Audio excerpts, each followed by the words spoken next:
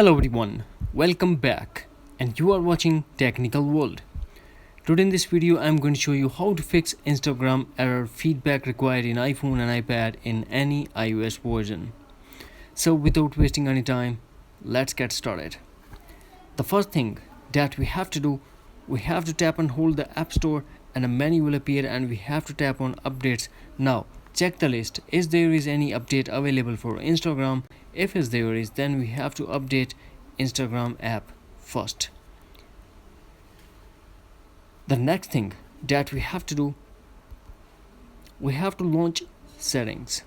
Then we have to tap on mobile or cellular data and find the Instagram and make sure that Instagram is enabled under mobile or cellular data. If it's already enabled, then disable Instagram for a couple of seconds, then enable Instagram.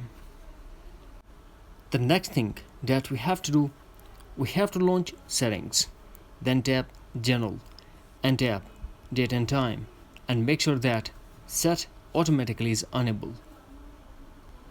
The next thing that we have to do, launch settings, all the way go down, tap on Instagram and make sure that all photo select, microphone, camera are enabled under Instagram.